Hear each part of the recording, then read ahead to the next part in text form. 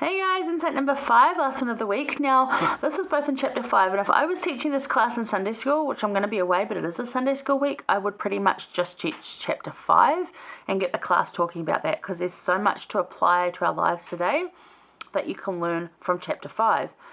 A really good discussion that I think most of us would need. But again, you teach what's going to work best for your class as you're spirit-led, because you know your class.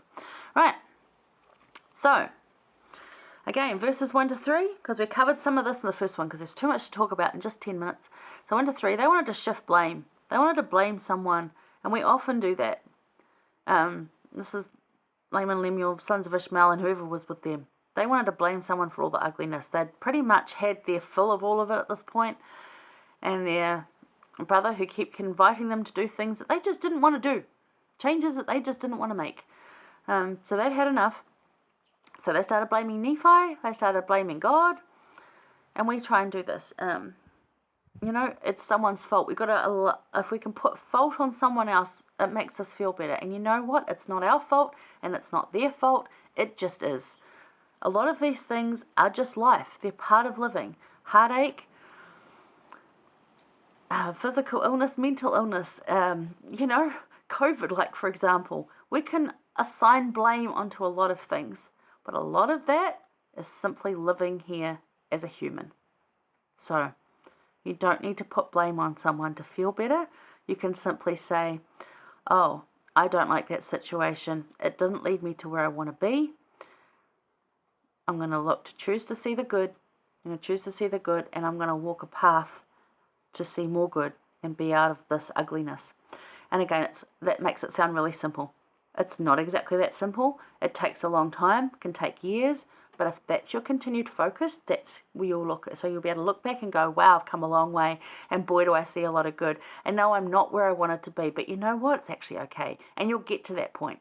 But it takes time and work, a lot of work, and a good bit of valiant mental strength. So hang in there, guys, and keep at it. Right, so let's look at these things. 24 to 25 teaches us how to not live after the manner of happiness. And this is talking about those that Nephi left behind. So these are the people that stayed and didn't go with Nephi. So this is what, 24, 25 I said, I think? Yeah, 24, 25. They did get a curse. Now, a lot of people will say that's the colour on their skin. I don't know what it is. There's nothing here that says it was a skin colour. Nothing. But there was obviously something about them that he did that made them very visibly different. So maybe they were taller. Maybe they just had a look. You know how some families you can say, oh yeah, so-and-so family, because they have a look. It doesn't mean it was a bad thing or that it was a curse that's still around. When you say curse today, it sounds like this awful thing. It was something to differentiate them because he didn't want these sweet other children getting mixed up in ugliness. And you can imagine over time it faded anyway, which is what Lehi promised to Joseph, that, look, whatever your parents can do, it's not going to last. So they have one. I don't know that it was a skin color. A lot of people think it was. It doesn't say that. So that comes up in your class. It doesn't actually say that. A lot of really smart people have put forth conjecture that it might be, or said that it was, but actually, did the Lord say that? Did Nephi say that? No, they didn't. So, and often too when they talk about, so it says their skin of blackness, but that can be countenance. You look at the footnote for 21e and it takes you over to Moses 7:8, which also just talks pretty much about countenance. Just talking about the way they were. And it may have been, but it certainly wasn't a racial thing. It was just to differentiate the people. And there's a lot of things between cultures that differentiate people. And they're not bad. They're just different. That's all it is. We're all brothers and sisters, and we all love each other and can love each other. So let's just do that. But nonetheless, 24 and 25. Because of their cursing which was upon them, so because of the way that they decided to be that way, basically, they had become an idle people, full of mischiefs and subtlety, and did seek in the wilderness for beasts of prey. And the Lord God said unto me, they shall be a scourge unto the seed, thy seed, to stir them up in remembrance of me, and inasmuch as they will not remember me and hearken unto my words, they shall scourge them even unto destruction. So the way they're behaving, it's not going to be good for you. So that aside, laziness, apathy, idleness, all those things, not a good way to live after the manner of happiness. If you sit around in your bedroom all day and don't go out and talk to people and then say, oh, nobody wants to talk to me, well, do they even know where you are?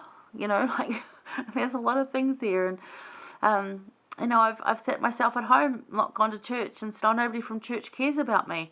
I'm like, well, they don't even know where I am. I didn't go and talk to them to see if they cared about me.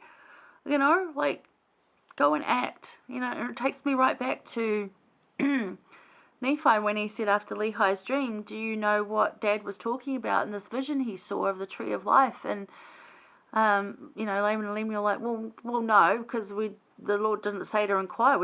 He didn't come tell us anything. Oh, we have to go ask ourselves. Yeah. That's how it is. Everything's not just here, because you don't learn anything by that. You've got to ask, and you've got to go and find things. I've wanted friends. You've got to go find them. You've got to go make them. You've got to be a friend to get a friend. You've got to be kind to get kind. It's just what it is.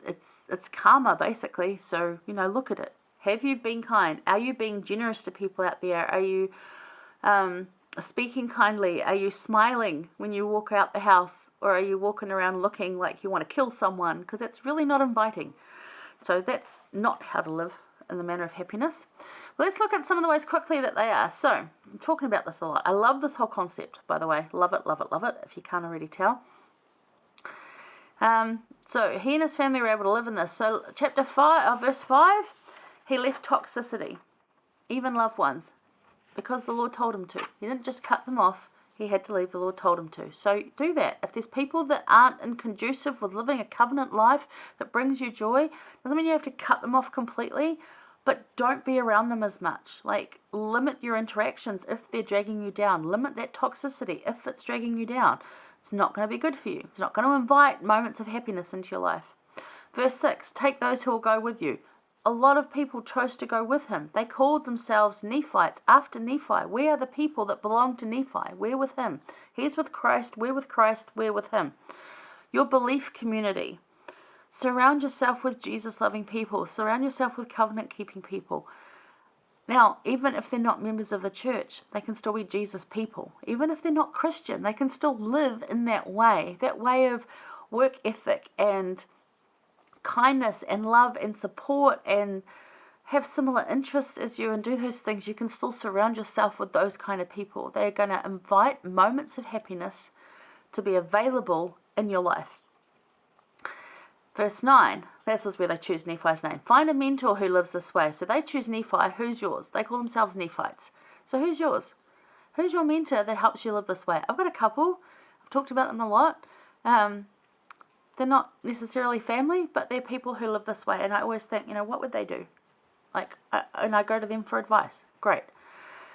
Verse 13, they grow lots of good things. They multiply the goodness. They take what they have that's good and they multiply it. They make it more.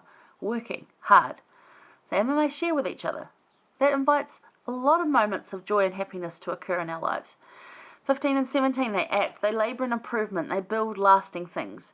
They build a temple, they construct houses, and in 15 it talks about all the things they worked with. It wasn't just straw, and then again I'm imagining a tent city, and it's not. It was a proper thing. It was lasting.